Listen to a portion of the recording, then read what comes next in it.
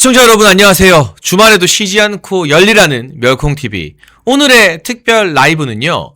장동혁 호의 젊은 대변인 중에 한 사람이죠. 여러분 저희와 함께하는 박민영 대변인 너무나 잘 알고 있겠지만 그와 같은 역할을 묵묵히 수행하고 있는 이재능 미디어 대변인과 인터뷰를 진행해 보겠습니다. 대변인님 안녕하세요. 반갑습니다. 드디어 불러주셔서 감사한 마음으로 나왔습니다. 네, 그렇죠. 멸콩TV가 아무나 나오는 애가 아니에요. 줄 서 있더라고요. 나오고 네, 제가 살짝 생색을 부려봤는데 네. 제가 개인적으로 너무 좋아하는 후배이고 동생이기도 한데요. 아, 감사합니다. 일단 누구지? 아직은 잘 모르는 시청자들이 솔직히 있을 수도 있어요. 네네. 그러니까 본인 입으로 간단하게 우리 멸콩TV 시청자분들께 나는 누구다, 뭐 하고 있는 사람이다 라고 소개를 한번 부탁드립니다. 저는 이제 방송 제작하고 음악 제작 한 10년 정도 했었고요. 재작년 총선 때 원희룡 전 장관 캠프에 이재명의 국회의원 당선을 막기 위해 들어왔다가 야, 주저앉아서 네. 지금까지 이제 정당 생활을 하고 있는 이번에 미디어 대변인으로 임명된 이재능입니다. 반갑습니다. 근데 여러분 그 우리 전통 이 국민의힘 지지층 사이에서 네. 일단 원희룡 캠프에 있었으면 찐인 거고 그러니까요. 그게 엄청 많더라고요. 그냥 캠프가 아니라 그 이재명 막으려고 그 개항이라는 험지에 갔던 그렇죠. 원희룡 캠프니까 일단 그걸로 1차 통과. 네. 그리고 장동혁 호의 이제 미디어 대변인인 건데 그렇죠. 장동혁 대표가 전당대회 할 때부터 옆에서 도왔던 거잖아요. 그렇죠. 어떤 역할을 했어요, 전당대회? 그러니까 장동혁 때는? 캠프도 그렇고 원희룡 캠프도 그렇고 사실 아는 사람이 없었어요. 그러니까 원희룡 캠프도 제가 그냥 똑똑똑 문두드리고 찾아가서 이제 캠프에 합류를 했던 거고. 그러니까 뭔가 인맥이 있었던 게 아니라 네. 우리 이재능 대변인이 순수하게 원희룡 장관님을 그때 개항해서 돕고 싶다는 마음으로 네. 막무가내로 찾아가서 저 뭐라도 할 거 없어요라고 했다는 거잖아요. 면접 봤는데 네. 한 번 떨어지고 다시 찾아갔습니다. 저 꼭 뛰고 싶다. 그랬더니 이제 붙여주셔가지고 지금까지 하게 됐고 장동혁 캠프도 갑자기 어디선가 연락이 와가지고 여기가 캠프를 뭐 10명 내외로 꾸릴 건데. 그러니까 소규모로 그때 했으니까. 네. 우리가 대변인을 한 명을 뽑을 거다. 그래서 언론 담당도 해야 되고 수행 대변인도 같이 역할을 좀 해줬으면 좋겠다라고 해서 제가 과연 할 수 있을까 싶었는데 대표님이 딱 보시고 그래도 픽을 해주셨다고 하셔가지고 거기 들어가서 이제 캠프를 수행 대변인으로서 이제 전국을 돌면서 이제 선거 운동을 하고 그리고 이제 뭐 언론 담당까지 이렇게 맡아서 했었죠. 그러니까 사실 전당대회 초창기만 해도 장동혁 대표가 당대표 될 거라고 예상했던 사람은 거의 없거든요. 없었죠. 왜냐하면 아주 낮은 지지율로 출발해서 네. 우리 밑바닥 당원들, 맞아요. 풀뿌리 당원들이 들고 일어나서 장동혁을 당대표 유력 주자로 맞아요. 결국에는 당대표로 대권 주자로 만든 거 아니겠어요? 그렇죠. 근데 이재능 대변인은 그 아무것도 그러니까 대표가 되고 나서가 아니라 네. 아무것도 확신하기 어려웠던 그 전당대회 초창기에 장동혁 캠프 가서 일하겠다라고 해서 옆에서 수행을 하면서 내내 그렇죠. 이 장동혁 대표와 함께했던 소위 말하는 찐 원년 멤버인 거네요. 그렇죠. 그러니까 사실 우리나라에 정당 민주주의가 자리 잡고 나서부터 직전 대선 후보였던 사람이 직후에 치러진 전당대회에서 패배한 경우가 한 번도 없었거든요. 그런데 제가 장동혁 캠프에 들어갔던 이유가 장동혁이 이번에 안 되면 이제 진짜 보수는 괴멸을 하겠다라는 생각 때문에 했던 거고 원희룡 전 장관 자꾸 제가 얘기하는 게 그 재작년에 전당대회에서 원희룡 전 장관이 한동훈 후보에게 패배를 했습니다. 그때 원희룡 전 장관도 이대로 한동훈이 당대표가 되면 보수는 다 죽는다. 내가 질 걸 알면서도 출마를 했다. 이런 마음가짐으로 나갔었거든요. 그때도 제가 뛰었었고 이번에 장동혁 캠프도 지더라도 좀 보수를 위해서 꼭 당대표에 당선돼야 되는 사람을 위해서 뛰어보고 싶다. 이런 마인드로 뛰게 됐던 거죠. 근데 사실 그 한동훈이 정말 내가 대통령 잘 지키는 사람이다라고 사기쳐서 대표됐던 그 전대에서 그렇죠. 원희룡 장관님이나 나경원 의원님이 후보로 뛰었는데 네. 그때 그분들이 했던 말이 다 맞았어요. 맞아요. 이대로 가면 다 죽는다. 맞아요. 한동훈이 대표되면 당정 갈등으로 나라 망하고 정권 망한다라고 맞아요. 정말 원희룡 장관님이나 나경원 의원님이 피토하는 절규를 했잖아요. 지금도 너무 아쉬워요. 그때 만약에 원희룡 전 장관이 당대표로 당선이 됐다고 하면 보수의 지금의 사태까지 전 흘러오지 않았을 거라고 확신하거든요. 제가 단언하건대 계엄도 없었고 탄핵도 없었을 그러니까요. 겁니다. 그러니까 당정 갈등을 봉합하겠다고 사기를 쳐놓고 당대표가 돼서는 본인 욕심에 윤석열 대통령을 배척하고 오히려 공격하는 데에 더 몰두했던 한동훈 대표가 지금은 더 미워지게 된 거죠. 그러니까 여러분 우리 멸콩TV의 많은 시청자분들은 장해찬이 이 말하는 거 하도 많이 들어서 좀 지겨우실지 모르지만 네. 요새 새롭게 시청자와 보시는 분들이 많이 늘어서 말씀을 드리자면 그 전대 때 그때만 해도 많은 사람들이 한동훈 그래도 한번 믿어보자. 맞아. 이거 뭐 약속 대련이겠지. 음. 설마 20년 키워준 형님을 뒤통수 치고 배신하겠냐라고 할 때 장해찬도 그때 다 저 욕해도 이거 아니다. 저 그때부터 한동훈이랑 싸웠거든요. 당원들 중에 아마 한 70% 그때 받아가고 63%. 네. 네. 보통은 이렇게 자기랑 몇십 년 동안 나를 이끌어준 선배의 뒤통수를 칠 거면 조폭들도 아, 형님 죄송합니다 이러면서 찌르잖아요. 아, 영화에서 보면 근데 이 사람은 네. 신나가지고 네. 뒤통수를 때린 거니까 당원들이 배신감을 느낄 수밖에 없는 그리고 경향신문 인터뷰에서 윤석열 대통령이 키워준 거 아니냐는 질문에 개똥 같은 소리다라는 그러니까. 입에 담지도 못할 정말 배은망덕한 막말을 했죠. 그러니까 상상하기 힘든 인물이에요 진짜. 그 영화에 보면 시간 되돌리고 과거로 돌아가는 게 있잖아요. 그러니까 저는 과거로 너 언제 돌아갈래 물어보면 제가 총선 취소 공천 취소당하고 무소속했던 때로 돌아가고 싶지 않아요. 그거는 저 개인에게 일어난 안타까운 일이죠. 물론 뭐 당과 진영에도 피해가 있었지만 근데 그 전대로 돌아가고 싶어요. 한동훈을 당대표로 뽑았던 많은 사람들이 아직까지 속고 있던 전대로 돌아가서 그때도 제가 한동훈과 맞서 싸웠지만 네. 정말 그때 심정은 계란으로 바위치는 심정이었지만 정말 더 피를 토하는 심정으로 여러분 이러면 탄핵됩니다. 맞아요. 여러분 지금 여기서 한동훈 뽑으면 이재명이 대통령 되는 걸 봐야 됩니다라고 그렇죠. 정말 울면서 절규하고 싶은 그런 심정입니다. 그때 네. 원희룡 전 장관이 이미지가 많이 상했어요. 평소에 그 소장파로서 해왔던 어떤 점잖은 그런 올바른 정치와 별개로 되게 좀 바짓가랑이 잡는 식으로 매달리면서까지 한동훈을 공격을 했었거든요. 그걸 보시고 당원들이 저 사람 왜 저렇게까지 해 이렇게 했었는데 근데 아는 사람들은 그럴 수밖에 없었던 거예요. 맞아요. 네. 오죽하면 원희룡이 그렇게까지 했겠냐라고 네. 지금 후대에 다시 평가받고 있는 부분들이 있는 거죠. 네. 그래서 안타깝습니다. 저는 사실은 이전에는 이재명 대변인을 잘 알지는 못했었는데요. 전당대회 거치고 나서 제가 아는 후배들이랑 친해서 소개를 받았는데 네. 저도 뭐 긴 말 필요 없이 그냥 원희룡 캠프에서 일했고 장동혁 대표 전당대회에서 정말 그 소수정예 캠프에서 열심히 일했다는 것만으로도 소위 말하는 이 바닥에서의 어떤 신분 보장이 된다. 네. 저희가 삼성동에서 만났었나요? 뭐 그랬죠. 그쯤이었던 것 같아요. 청담동이었나? 제가 원희룡 네. 전 장관 캠프 끝나자마자 제가 아는 기자 중에 몇 명이 이 부위원장님이랑 엄청 관계가 긴밀하다고 너 되게 시체말로 빠꾸 없는데 그 형님도 되게 빠꾸 없다. 그리고 자기 소신껏 얘기할 수 있는 몇 안 되는 청년 정치인 중에 하나인데 소개를 좀 시켜주고 싶다 이랬는데 제가 그때부터 진짜 만나보고 싶었거든요. 네, 네. 그러다가 작년 말에 맞아요, 네, 맞아요. 지인 통해가지고 제 친구가 또 대통령실 출신이어가지고 맞아요. 제가 정말 네. 좋아하는 대통령실 행정관 출신의 후배가 네 맞아요. 우리 이재명 대변인과 친구라고 해서 맞아요. 한번 우리끼리 이야기를 하고 많은 또 조언도 해주고 막 그랬었는데 제가 부탁했어요. 야 나도 네. 가면 안 되냐? 네, 네. 근데 아무튼 그 이후에 우리 네. 이재명 대변인이 당의 미디어 대변인으로 임명이 되고 나름 일당백으로 열심히 활약하는 걸 보면서 저는 참 뿌듯하다고 느끼고요.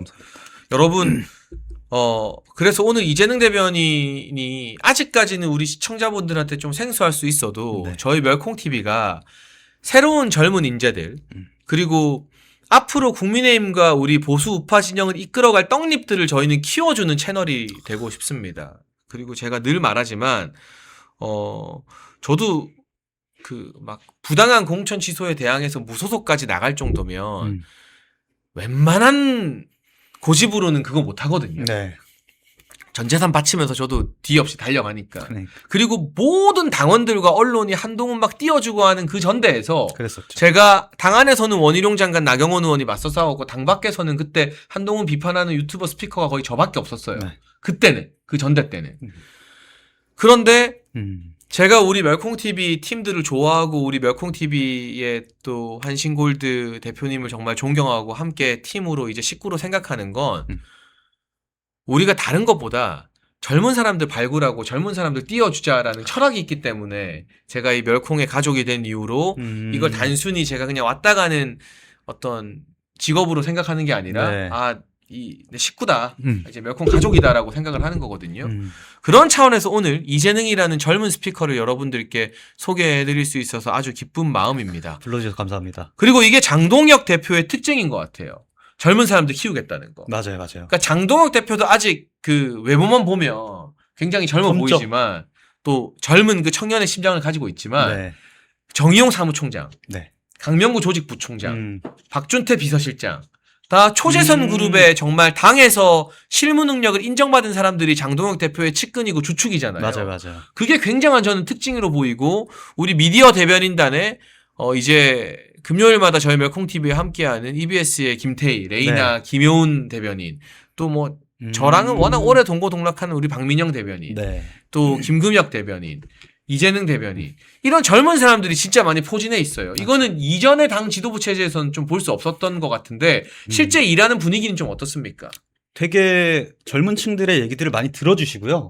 오죽하면 제가 하나 에피소드를 좀 말씀드리면 전당대회 때 제 앞에 대변인으로 선임하고 싶었던 후보가 한 명 더 있었던 것 같아요. 전당대회 때 장동혁 캠프의 대변인 후보가 따로 또 있었다. 네. 근데 그분이 이제 연령도 많고 실력은 너무 좋으신데 그러니까 경력도 훌륭하고 어떻게 보면 선배였다는 거죠. 맞아요. 네. 근데 이렇게 저희 젊은 층들처럼 막 톡톡 치고 이렇게 끌고 나가려는 동력이 있는 분은 아니라서 경험도 실력도 조금은 제가 부족한 저한테 이제 기회가 왔었던 거거든요. 그러니까 장동혁 대표는 전당대회 때부터 성향 뭔가 자체가 경력이나 실력 다 중요하지만 이왕이면 젊은 사람들과 호흡하고 싶고 새로운 청년 인재를 좀 키워주고 싶다는 철학이 그때부터 있었던 거죠. 그러니까 기존의 구태 정치에 물들어 있는 청년들이나 정치인들이 아니라 새로운 피드를 수혈을 해서 나랑 같이 갈 수 있는 인물들을 이제 굉장히 추구를 했었었고 실제로 기자들 만날 때도 제가 알기로는 보통은 이제 부장급들 만나고 뭐 대표급들 만나는데 바쁜데 당대표들이라고 하면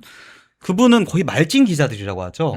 후배 기자들 위주로 굉장히 관계를 많이 다지고 있는 걸로 알고 있어요. 그 이야기는 되게 유명해요. 네, 그거는 장동혁 대표가 그 원내 대변인 할 때부터 유명했던 게 보통 국회의원이고 배지면 약간 정치 부장 만나고 싶어하고 맞아요. 그 위에 뭐 언론사의 임원들 만나서 에헴하고 무게 잡고 싶어하는데 어깨에 힘이 많이 들어가 있죠 원래. 이게 말찐이라는 용어가 여러분 막내라는 뜻입니다. 언론사에서. 국회 출입하는 막내 기자들이랑 제일 많이 어울리고 제일 허심탄회하게 이야기하고 하는 정치인이 장동혁인 걸로는 옛날부터 유명했어요. 맞아요. 그러니까 그 기조 자체가 내가 어쨌든 지금 1.5선으로 쭉쭉 커나갈 사람이고 새로운 정치를 하겠다는 사람인데 내가 기존에 있던 정치인들이나 기자들이랑 커뮤니케이션을 하고 관계를 유지하는 것이 크게 의미가 없을 것 같다. 이런 기조에서 그런 젊은 기자들을 만나서 오히려 막내들이랑 같이 크자. 맞아요. 그러니까 이게 제가 문화예술계에서 비즈니스 할 때랑 조금 비슷한 것 같아요. 그러니까 술자리 해가지고 PD들, CP들 만나가지고 관계 다지는 건 진짜 인맥이 안 되거든요.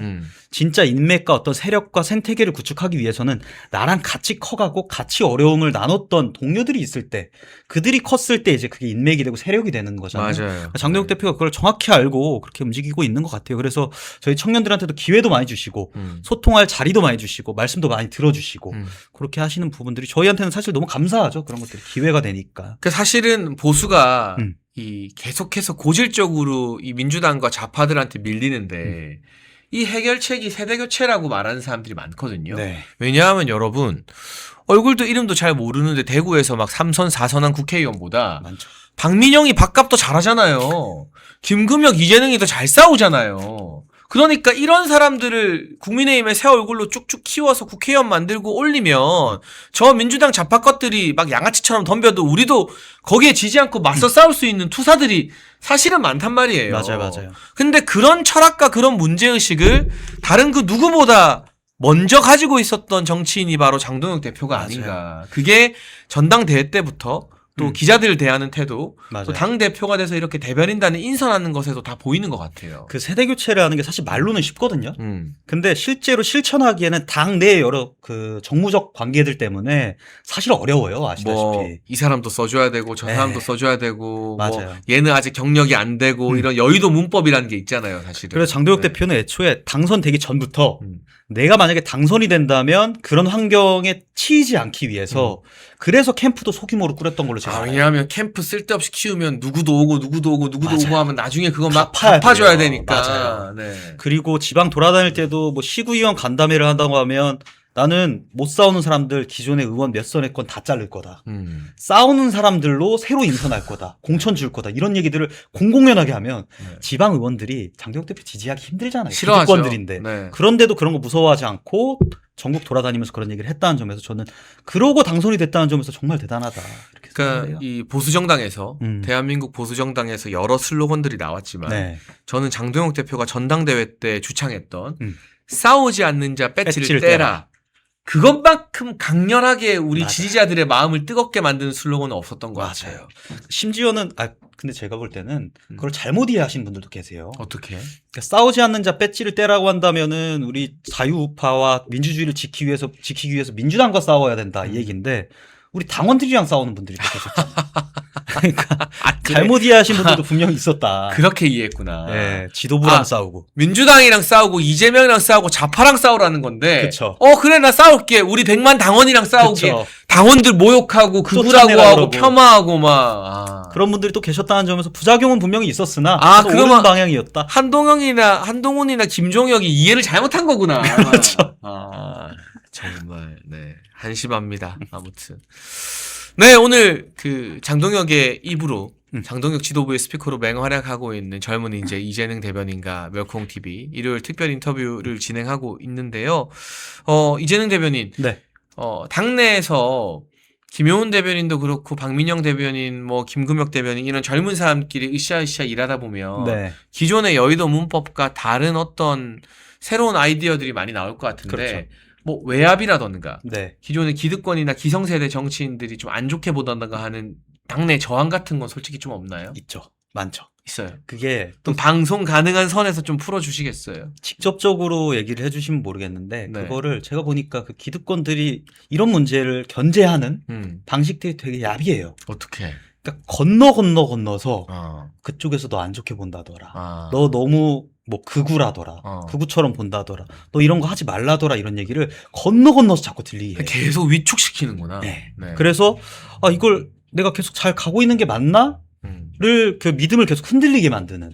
그리고 실제로 그 사람이 그런 얘기를 했는지 안 했는지도 불분명한 그런 방식으로 되게 야비하게 이제 압박을 가하시는 분들이 많이 계시는데 그런 거 눈치 봐서는 저희 청년 정치인들이 개혁은커녕 같이 썩어가는 판 안에 탈 수밖에 없다라고 생각이 돼서 그런 건 별로 개의치 않고 우리는 우리 나름대로 우리가 자생하겠다라는 마인드로 계속 좀 싸우고 있는 상황이죠 아직은. 근데 제가 최고위원 할 때도 마찬가지였습니다. 네. 정말 알게 모르게 그땐 더 저는 힘들었을 그냥 것 같아. 최고위 회의에서 네. 막 제가 돈 봉투도 만들어서 오고요. 이재명의 그 황제 뭐 일제 샴푸나 황제 샌드위치 세트 이런 거 제가 막 다 수배해서 들고 오고 막 그 방송에 그게 빵빵 터지고 막 뉴스가 됐어요. 네. 그 TV조선이나 채널A에서 그거 좀 갖다 달라 해서 제가 갖다 주기도 하고. 맞아. 근데 야, 너 너무 나댄다. 너무 그렇게 네가 주목받으면 안 된다. 좀 적당히 하고 빠져라. 이런 외압들이 엄청 많았거든요. 근데 그러면 그땐 더 힘들었을 것 같아.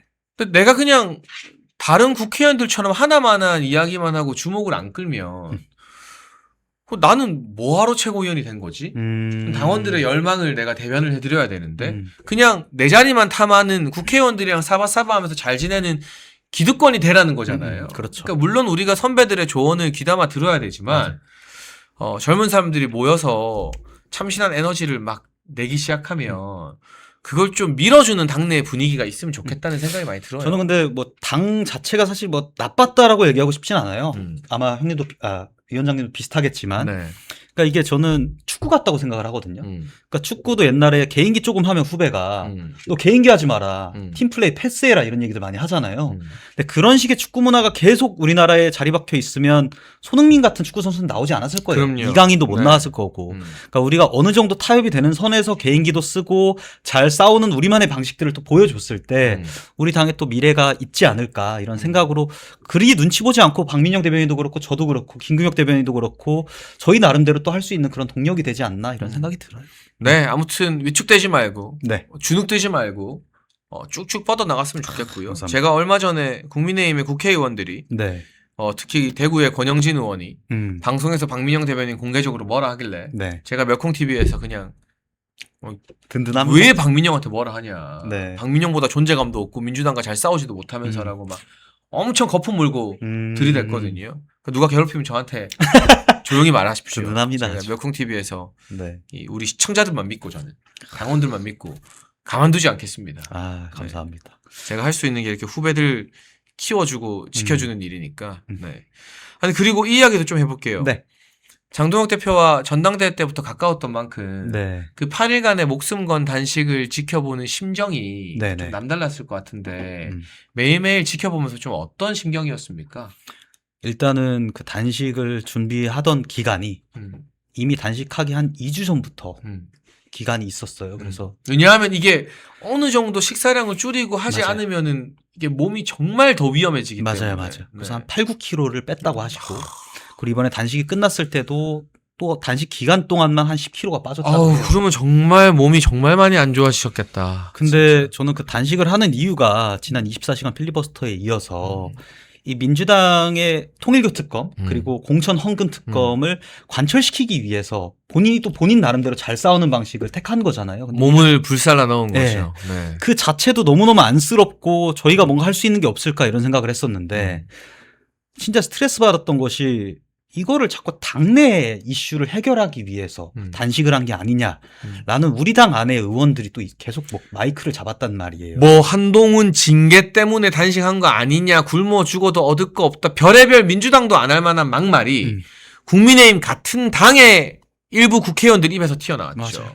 그러니까 윤리위는 윤리위 차원에서 할 문제고 우리는 우리대로 지금 민주당이랑 사직생의 각오로 싸워야 되는 어떤 지금 낙동강전선 바로 앞에 있는 상황인데 이걸 두고 아직도 당내에 뭔가 피자 한 조각이라도 더 얻어먹겠다고 개파 정치 지금까지 펼치고 있는 그런 인물들이 있다는 게 저는 그게 더 힘들었고 아마 대표님도 그 부분이 제일 힘들지 않았을까 이런 생각이 들어요. 근데 그래도 마지막에 이 박근혜 전 대통령이라는 이 보수계의 어른이 또 와주셔가지고 맞아요. 아, 그래도 매듭을 잘 져주셔서 저는 너무 다행이었어요. 이거 감동적인 장면이었죠.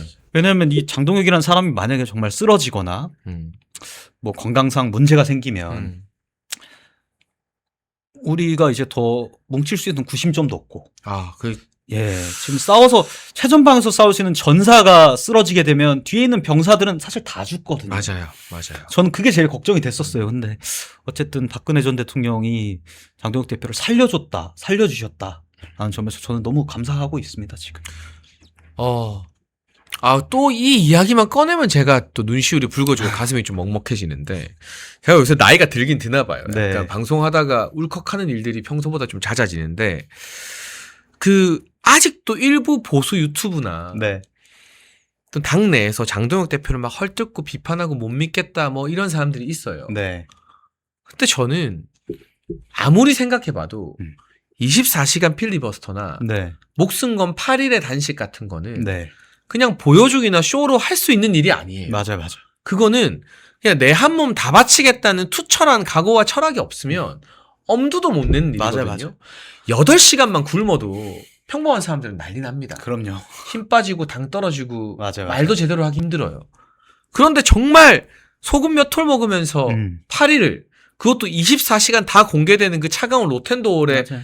잠자리도 편하지 않은 텐트 쳐놓고 있으면서 평상시에는 거의 앉아 있으면서 맞아요. 버텨낸 거잖아요. 새물 아니면 물도 안 드셨어요. 네. 그러니까 이게 또 누가 영양제 탄 거 아니냐 이런 프레임으로 또 가둬갖고 팰 수도 있으니까. 그래서 일부러 음. 장동혁 대표가 투명한 유리컵만 쓰더라고요. 맞아요. 그 텀블러나 뭐 이 컵에 색깔이 있으면 네. 저 물에 뭐 있는 거 아니냐 할 수 있으니까 아예 투명한 유리컵 쓰는 걸 보면서 와, 진짜 마음 단단히 찐이에요, 먹었구나. 찐이에요, 진짜. 그러니까 아마 우리 박근혜 대통령님께서도 네. 그 결연한 의지와 진정성을 보고 맞아요. 정말 잘 안 나오시는 분인데 대구에서 서울까지 10년 만에 국회로 발걸음을 하신 것 같고, 적어도 보수라면 우리가 보수 유튜브를 하든 보수 정치인이든 뭐가 됐든 보수 진영의 지지자로 댓글 달고 하는 분들이라면 네. 이제는 장동혁 대표에 대한 약간의 의심이라도 남아있는 걸 다 거두고 네. 좀 지방선거까지 장동혁 대표를 그냥 묻지마 지지해줘야 되는 거 아닌가 제가 하는 하나 더 생각이 에피소드 듭니다. 말씀드리면 네. 전당대회 첫 일정이 대구였어요. 대구. 네. 보통 출마 선언하면 대구부터 갑니다. 대구가 보수의 심장이기 때문에. 근데 저희가 대구 시당 그 간담회를 갔는데 당원들이 30명도 안 되는 거예요. 그때 진짜 사람 많이 없었구나. 근데 그 당원들이 다 불만이 가득해요, 이미. 그래서 거기 이때 있었던 스태프들이 이재명 대변인이 사회를 좀 보시면서 시간을 좀 벌어야 될 것 같다. 당원들이 너무 없다. 근데 막상 올라갔더니 진짜 30명도 안 됐고 그 당원들이 저한테 하는 얘기가 우리 시당이나 당협위원장들로부터 연락을 못 받았다. 장동혁이 오는지도 몰랐다. 이런 얘기를 했거든요. 국회의원들이 안 도와준 거구나. 그렇죠. 네. 그러니까 TK에서 어쨌든 박근혜 전 대통령이라는 분이 10년 동안 한 번도 사실 국회 방문도 안 했던 안 하셨죠. 분이 네. 이번에 이렇게 장동혁 대표를 찾아와서 어떻게 보면 지지 선언을 사실상 해주신 거거든요. 그렇죠. 장동혁을 네. 중심으로 뭉치자고 그런 부분만 보더라도 대구부터 저는 조금 통합이 되고 전국적으로도 범보수가 좀 결집의 시간을 가졌다는 점에서 이 장동혁이라는 사람이 정말 박민영 대변인 단어에 따르면 제왕적 자질이 있다.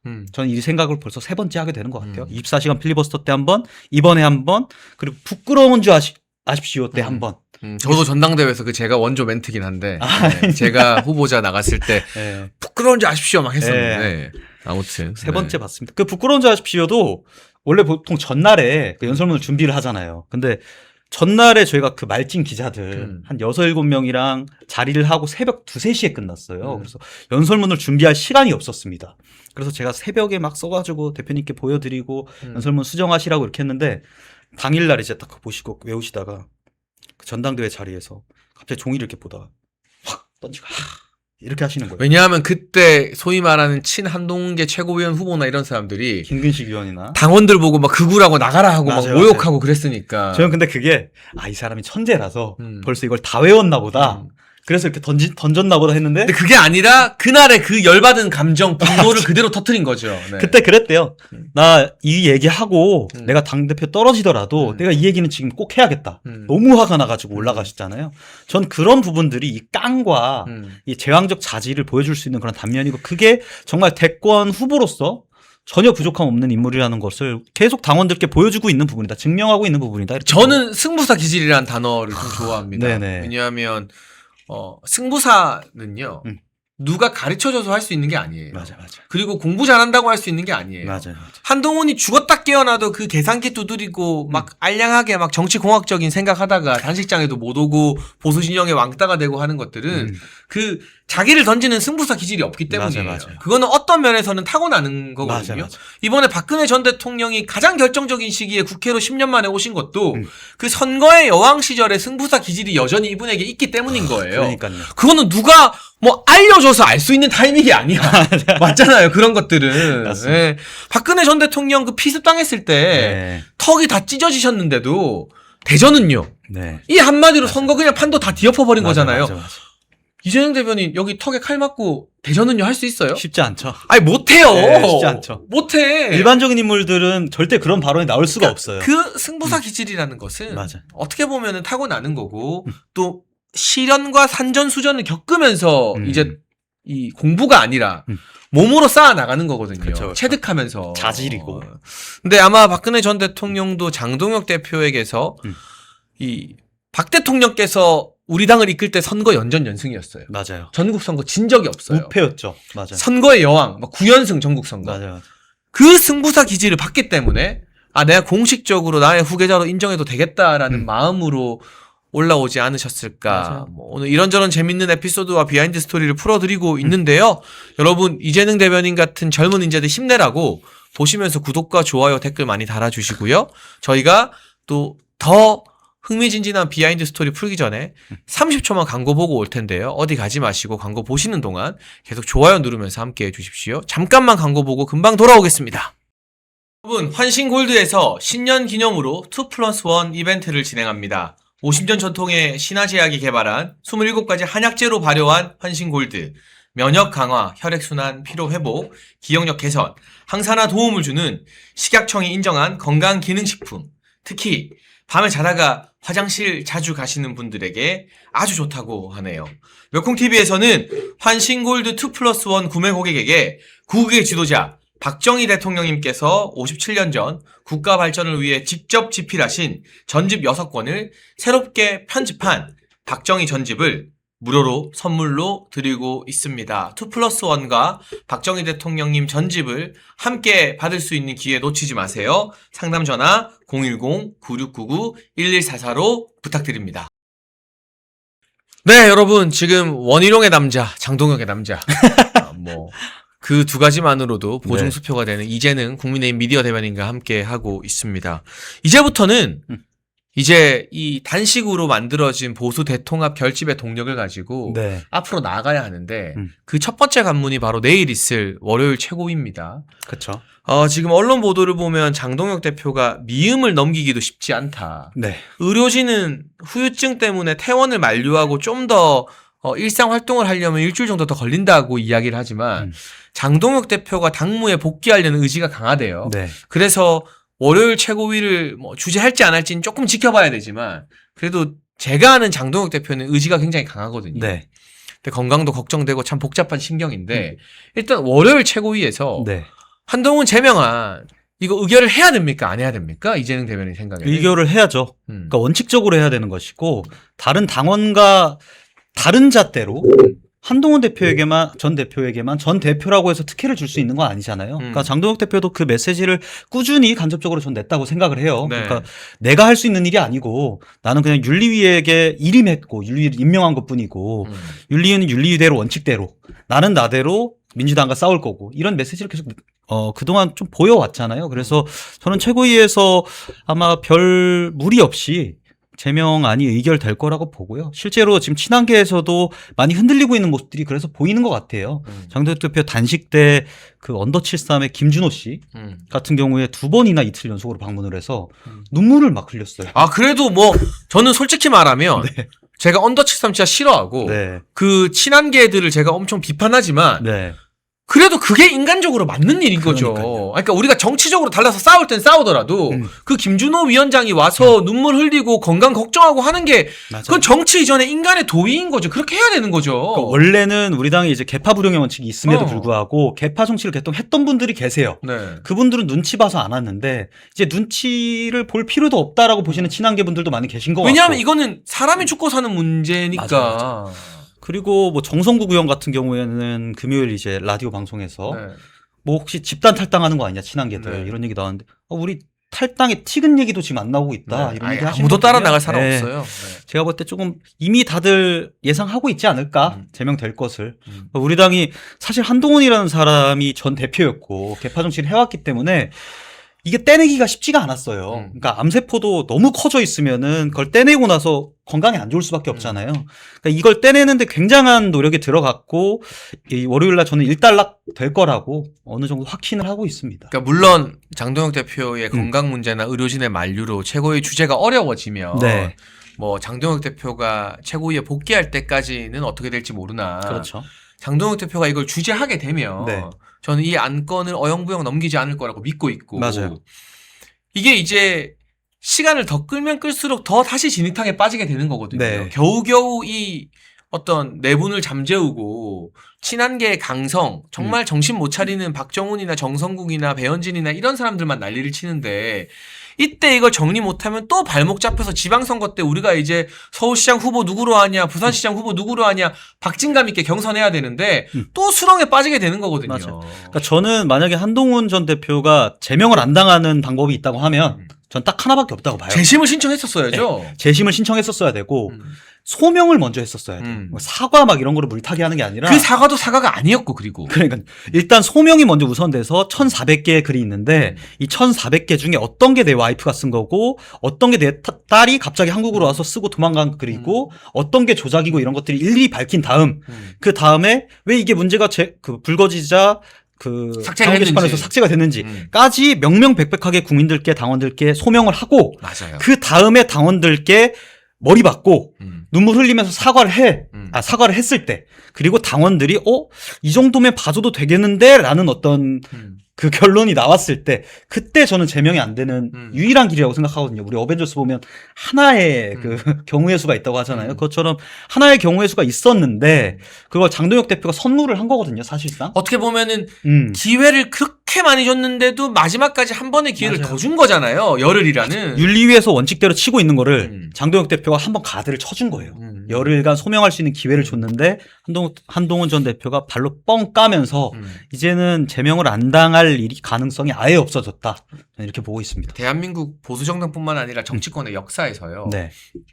한동훈처럼 이렇게 명백한 잘못을 하고 그 증거가 다 드러났는데도 네. 뻔뻔하게 버티는데 온 언론과 뭐 정치인들이 들고 일어나서 특혜줘라 봐줘라 이런 특혜를 받은 금쪽이는 역사상 없어요. 맞아. 그러니까 너무 불공정해서 네. 진짜 저처럼 말도 안 되는 이슈로 공천 취소도 당했던 사람은 진짜 이 당이 무슨 한동훈을 위한 한동훈 베이비시팅 정당도 아니고 되게 빈정상할 정도예요, 사실은. 맞아요. 사실 공천을 받아서는 안 되는 인물들도 공천을 받았죠. 지금 결과론적으로 봤을 때. 네. 근데 저는 한동훈 대표가 자기 나름대로 새로운 패러다임으로 정치를 했다라고 시도를 했다는 점에서는 저는 박수를 칩니다. 그런데 그게 잘못된 방향으로 갔을 때 이러한 난로를 겪을 수밖에 없다는 점을 또 우리 당과 저희 후배들한테 또 보여주지 않았나 그런 생각을 해요. 제가 조금 너무 로맨틱하게 생각한다는 분들이 계세요. 그래서 제가 아까 말했던 유일하게 제명을 피할 수 있는 길, 그 길이 있었을 때 우리 당이 정말 예쁘게 마무리되지 않을까, 예쁘게 좀 우리가 상처가 봉합되지 않을까 이런 상상을 한 적이 저도 있었거든요. 근데 지금 와서 돌이켜 보면 이 새로운 팬덤 정치라든지 이런 것들을 저희도 해야겠습니다만, 피할 수 없으면 해야겠습니다만 저런 식으로 해서는 안 되겠다. 우리 당에 상처를 입히고 어떤 본인의 영위를 위해서 당에게 상처를 입히고 당을 패망으로 이끄는 그런 길들은 우리 후배들이 이제 한동훈 대표를 봐서라도 안 하지 않을까, 저런 방향은. 그러니까 밥상을 다 차려줬는데 떠먹는 건 자기가 해야 되거든요. 그럼요. 근데 한동훈은 재심 신청하고 소명하고 사과할 수 있는 밥상을 다 차려줬는데 그 밥상을 자기가 뒤엎고 발로 차버리고 막 투정 부리면서 밥 안 먹어 하는데 그 어떻게 밥을 먹여줍니까? 그 밥을 먹여줄 명분이 없는 거예요. 맞아요. 그러니까 당 내에서는 징계는 찬성이다.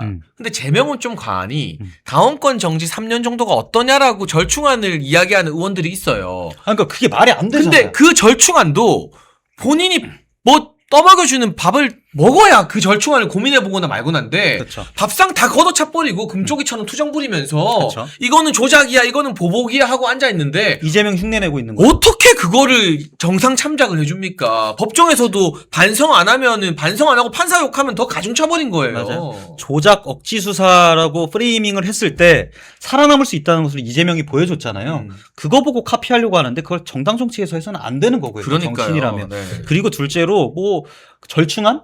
사실 그거는 애초에 말이 안 되는 거예요. 이게 당무감사위에서 윤리위로 넘어온 사건에 대해서 왜 의원들이 왈가왈부를 하고 왜 의원들이 우리가 절충을 시켜야 된다 이런 얘기를 하죠. 그러니까 그거 자체가 말이 안 되는 거예요. 애초에 개입을 해서는 안 돼요. 그러니까 저희가 지금 검찰도 해체됐고 사법부도 민주당에 의해서 지금 파괴되고 침입을 당하고 있는 상황인데 삼권 분립처럼 윤리위와 당무감사위원회는 별도로 움직이는 독립기구란 말이에요. 그러니까 여기에 대해서 왈가왈부 하는 것도 저는 적폐다라고 생각을 합니다. 그 심지어는요. 토요일에 전국에서 한딸들을 동원해서 네. 그 당사 앞에서 한동훈 제명 철회하라는 집회가 있었대요. 네. 근데 또 반대편에서는 한동훈 제명하라는 맞불 집회도 있었고. 근데 정말 추잡한 게 뭐냐면 네. 한동훈이 목요일 밤 금요일에 네. 자기 그 팬클럽 홈페이지에다가 네. 여기 집회에 많이 나와달라고 댓글을 달았대요. 그게 기사가 막 됐거든요. 그분뿐 아니라 김종혁 최고도 막 자기가 홍보하고 막 이렇게 하더라고요. 근데 재심 신청은 안 하고 반성과 사과는 안 하고 그래. 팬클럽한테 추우니까 뭐 옷 두껍게 입고 나와달라. 전 살다 정치인이 자기 뭐 징계 철회 이런 집회에 네. 짜치게 맞아. 속된 말로 쪽팔리게 여러분 많이 나와주세요라고 댓글 다는 건 진짜 살다 처음 봐요.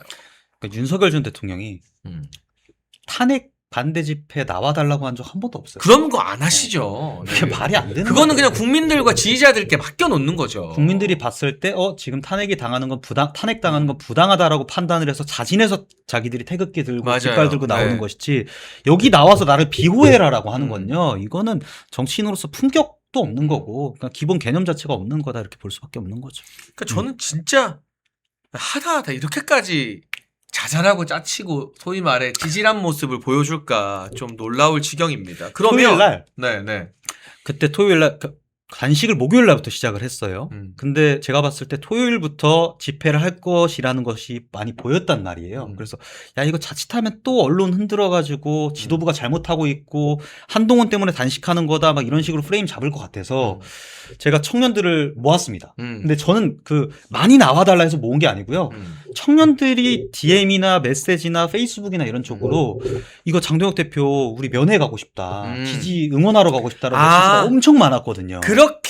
그렇게 모인 청년들 우리 이재명 대변인 중심으로 모여서 장동혁 대표한테 힘을 실어준 거였군요. 근데 네. 그때는 사실 입장하는 그런 절차가 없었어요. 일반 당원들이 오셔가지고 로텐도어까지 들어올 수 있는 그런 루트가 없었는데 청년들이 그럼 한 10명, 처음에 6명, 10명 그렇게 메시지가 왔길래, 그럼 나랑 같이 가자. 안으로 들어가자 해서 우리가 좀, 우리는 집회 말고 장동혁 응원이라도 대표님을 좀 해드리자. 이렇게 했는데, 한 100명 가까이가 또 모인 거예요. 그래서 그 청년들 데리고 그때 이제 토요일 날 대표님 응원하러 롯텐도홀로 들어갔었죠.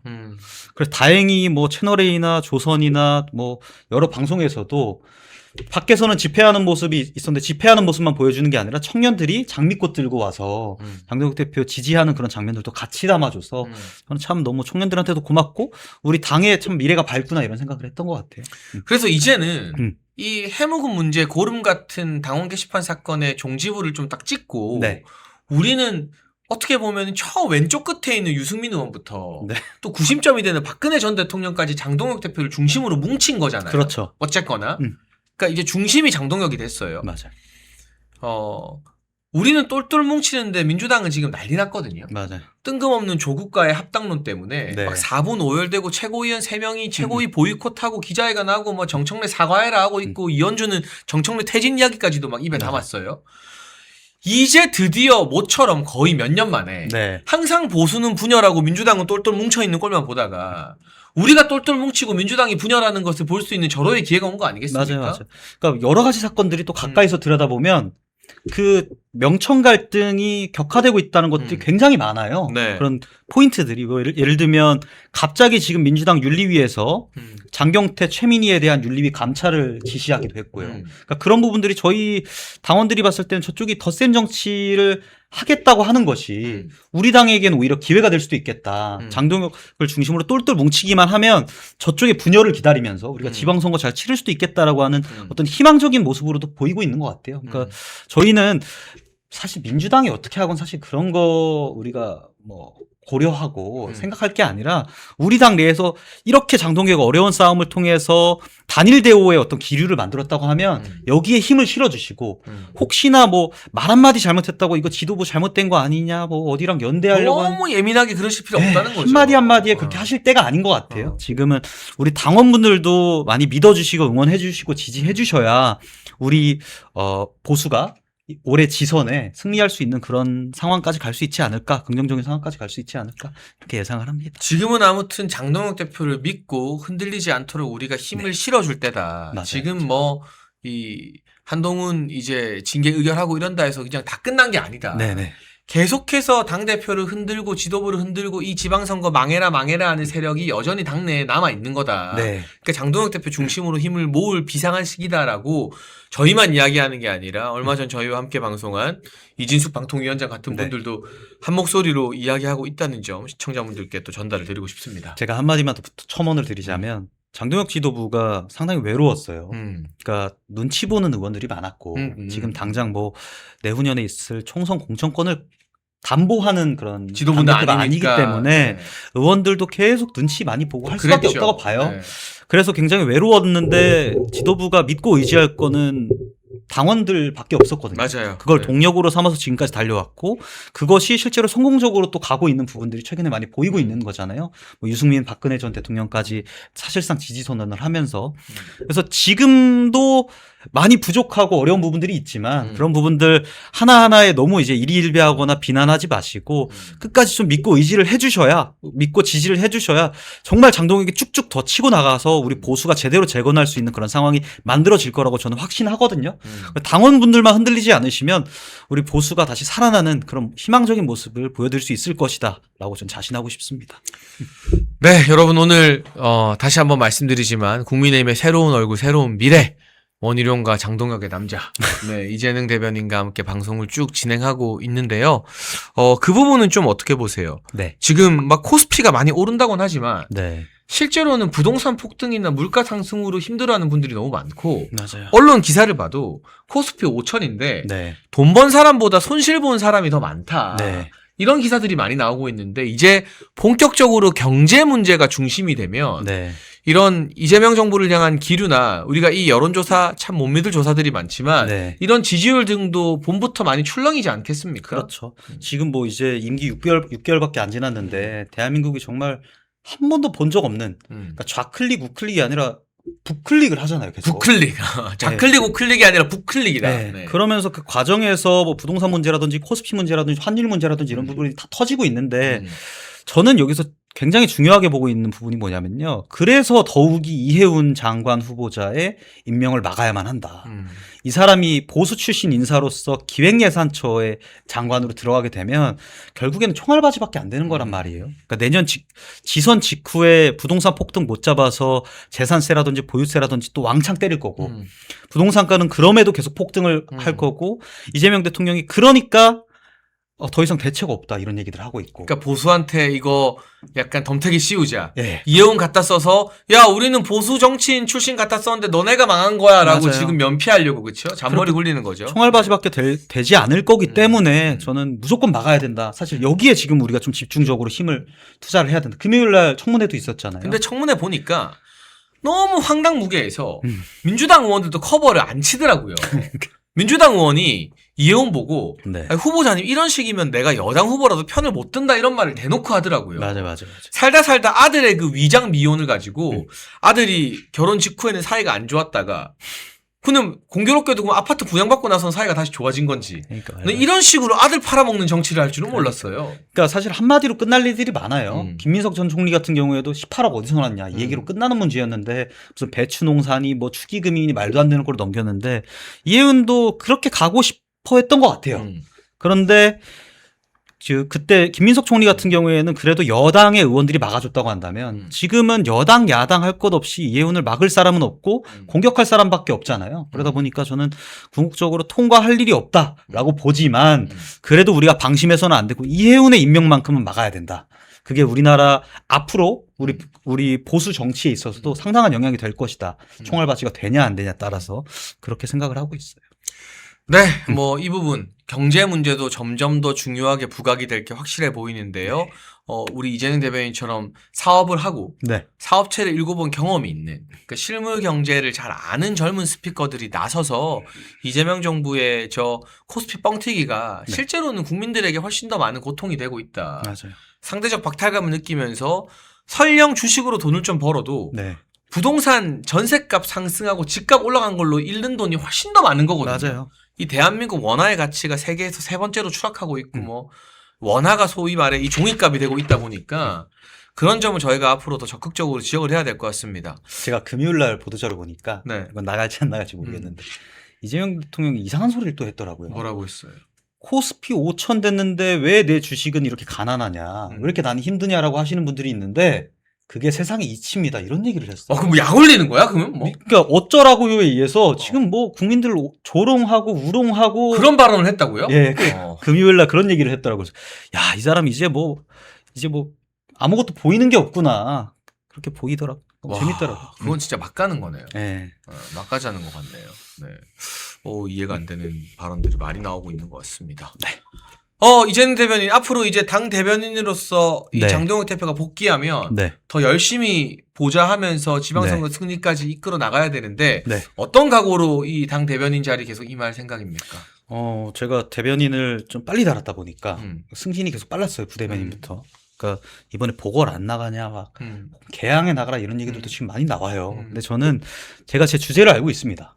지금 이제 2년밖에 안 됐고 저는 당장 뭔가 제가 최전방에서 제가 주목받으면서 싸운 것보다 제가 보수에서 봤을 때 지금 장해찬 위원장님이 걷고 계시는 길처럼 당분간은 좀 프로듀서의 길을 걸어야 되지 않을까. 뒤에서 도와주고 네. 힘을 실어주고 하는. 네. 또 우리 청년 스피커들 중에 저희 말고도 괜찮은 스피커들이 굉장히 많아요. 그럼요. 네. 그분들이 얘기할 수 있는 어떤 툴들이나 어떤 프로그램들이나 어떤 생태계를 제가 마련을 하기 위해서 지금 기획을 하고 있는 것들이 많습니다. 이번에 더라이트라고 유튜브 채널을 만든 것도 있었는데 그거 외에도 지금 예능 프로그램 PD들을 몇 분 모셔다가 예능 프로그램도 한 2억 개 정도 지금 만들려고. 보수 정치의 철학을 담는 그런 예능 프로그램 예. 같은 건가요? 지금 네. 제가 전 재산을 박아서 아. 준비를 하고 있습니다. 그래서 많이 기대해 주셨으면 좋겠고요. 저는 뒤에서 우리 보수와 장동혁 지도부를 위해서 서포트하겠다. 물심양면으로 필사직생으로 서포트하겠다. 이런 정신으로 내년 지방선거까지 올해 지방선거까지 달려가겠다라는 각오가 있습니다. 그러니까 이렇게 공연 제작이나 문화 예술 경험이 있는 인재들이 보수에 워낙 드물기 때문에 네. 이재행 대변인이 앞으로 해야 될 역할이 정말 많을 것 같고요. 많이 도와주실 거죠? 아, 그럼요. 저는 늘 함께하고. 네. 여러분 어떠십니까? 오늘 이재명 대변인과 일요일 특별 인터뷰를 진행해봤는데 웬만한 기성 정치인과 방송하는 거 못지않죠. 그러니까 국민의힘과 보수 진영의 젊은 인재, 청년 인재가 결코 없지 않습니다. 네. 이 원석들을 우리가 맨날 쓰고 버리고 했기 때문인데요. 네네. 정말 사사건건 방송 나가서 좌파들 비위나 맞춰주는 그 젊은 국회의원들 말고 박민영, 이재능, 김금혁, 김효은 같은 젊은 인재들을 발굴하고 키우고 국회의원 배지 달아주는 게 국민의힘과 보수가 나아가야 할 방향이 아닌가 싶다는 생각이 오늘도 많이 들었습니다. 보신 분들, 더 많은 분들이 함께 할 수 있게 구독과 좋아요, 댓글 꼭 잊지 마시고요. 월화수목금토일 하루도 쉬지 않고 여러분을 찾아가는 멸콩TV와도 더 많이 함께 해주시면 좋겠습니다. 오늘 인터뷰 여기서 마치고요. 저희는 내일도 변함없이 5시 반에 찾아오겠습니다. 시청해주신 여러분 감사합니다. 감사합니다. 그 멸콩천사 우리 후원회원분들께 특별 혜택을 제가 하나 들고 왔습니다. 여러분 한일거항전 우승자 출신이고 국악 트로트 요정인 김다연 트로트 가수 아실까 모르겠어요. 전국 투어 단독 콘서트 티켓을 멸콩천사분들께 증정합니다. 네, 멸콩천사 회원분들을 대상으로 1월 31일 전에 가입을 하셔야겠죠. 1월 31일에 추첨을 통해 총 50분, 부산 콘서트 15명, 대구 콘서트 15명, 서울 20명, 15만 원 상당의 김다연 전국 투어 단독 콘서트 티켓을 드립니다. 네, 이번 티켓은 멸콩TV 1004명, 멸콩천사 멤버십 가입자분들을 위해 저희가 직접 구매해서 선물로 드리는 이벤트라고 하니까요. 여러분 많은 관심 가져주시고 후원회원으로 좀 관심 가져주시면 좋겠고요. 010-9939-1144로 문의하시면 됩니다. 회원가입은. 그리고 이 외에도 김다연 전국 투어 단독 콘서트 티켓은요. 네이버 티켓링크 검색해서 개별 예매가 가능하니까 우리 트롯 요정 김다연 씨 콘서트에도 많은 관심을 가져주시면 좋겠습니다. 네. 저도 서울에서 공연하거나 부산에서 공연하는 거 보러 갈지도 모르니까요. 혹시 당첨되신 분들이나 티켓 구매하시는 분들은 그날 또 반갑게 인사를 드리겠습니다.